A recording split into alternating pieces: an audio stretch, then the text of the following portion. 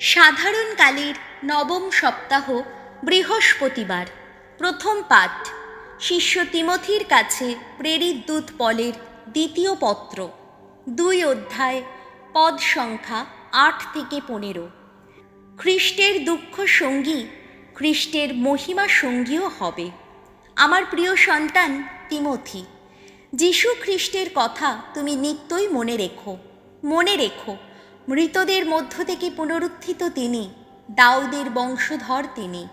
এই মঙ্গল বার্তাই প্রচার করি আমি, আর সেই জন্যেই তো এখন এত দুঃখ লাঞ্ছনা ভোগ করছি, এমনকি শৃঙ্খলিত হয়ে রয়েছি অপরাধীর মতো।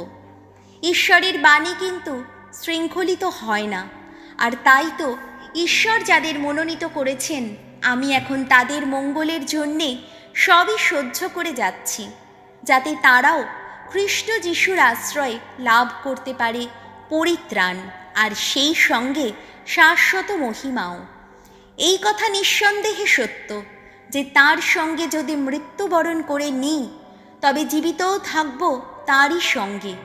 এখন যদি কষ্ট সহ্য করি, তবে একদিন তারই সঙ্গে রাজত্বও করব। যদি তাকে অস্বীকার করি, তবে তিনিও আমাদের অস্বীকার করবেন।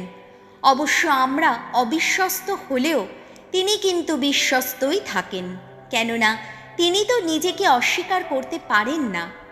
এসব কথা সকলকে মনে করিয়ে দাও।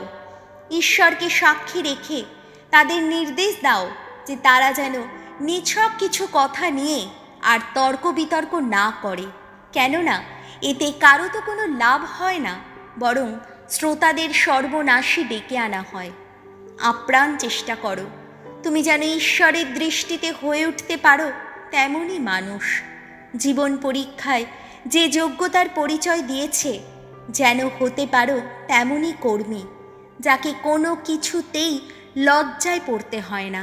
যেন হতে পারো তেমনই একজন যে সঠিকভাবেই সত্যের বাণী প্রচার করে থাকে। প্রভুর বাণী। শাম সঙ্গীত ধুয়ো। দাও প্রভু, দাও সত্যের সন্ধান। ওগো ভগবান, আমায় দেখাও তোমার আপন পথ। দাও, বলে দাও কোথায় তোমার সরণি। তোমার সত্য মার্গে আমায় নিত্য চালিত করো। ওগো আমার ত্রাণেশ্বর যে তুমি। ধুয়ো। দাও প্রভু, দাও সত্যের সন্ধান। ভগবান তিনি মঙ্গলময়, সত্যনিষ্ঠ তিনি।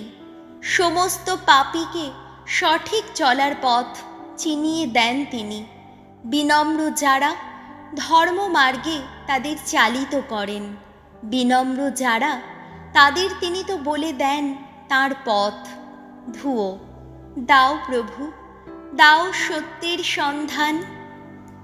তার সন্ধি ও নির্দেশ বাণী পালন করে যারা, তাদের কাছে ভগবানের সকল পথ করুণারই পথ।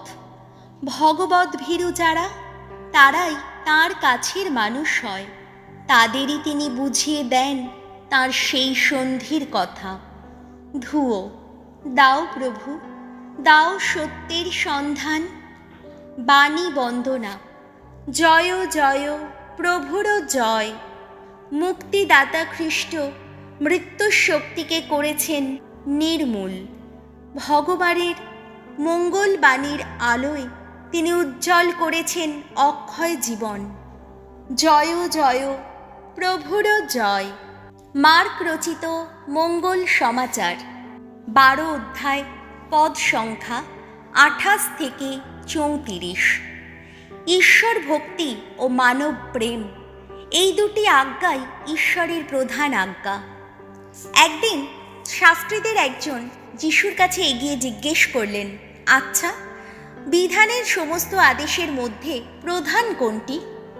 উত্তরে যিশু বললেন, প্রধান আদেশটি হলো এই, শোনো ইসরায়েল, আমাদের ঈশ্বর প্রভুই একমাত্র প্রভু, আর তোমার ঈশ্বর স্বয়ং প্রভু যিনি, তাকে তুমি ভালোবাসবে তোমার সমস্ত অন্তর দিয়ে, তোমার সমস্ত প্রাণ দিয়ে, তোমার সমস্ত মন দিয়ে, আর তোমার সমস্ত শক্তি দিয়ে। দ্বিতীয় প্রধান আদেশটি হলো এই: তোমার প্রতিবেশীকে তুমি নিজের মতোই ভালোবাসবে। এই দুটির চেয়ে বড় কোনো আদেশই আর নেই। সেই শাস্ত্রী তখন যিশুকে বললেন, ঠিক কথা গুরু, আপনি ঠিকই বলেছেন যে ঈশ্বর অনন্য, তিনি ছাড়া আর কোনো দেবতাই নেই। সমস্ত অন্তর দিয়ে, সমস্ত বুদ্ধি দিয়ে ও সমস্ত শক্তি দিয়ে তাকে ভালোবাসা এবং প্রতিবেশীকেও নিজের মতোই ভালোবাসা, সে তো সমস্ত পূর্ণাহুতি ও বলিদানের চেয়ে অনেক ভালো। তার এই মন্তব্য যে কত সুবিবেচিত তা লক্ষ্য করে যিশু তাকে বললেন, আপনি ঐশ্ব রাজ্য থেকে আর বেশি দূরে নেই। এরপরে আর কেউই তাকে কোনো প্রশ্ন করতে সাহস করল না। প্রভু যিশুর মঙ্গল সমাচার।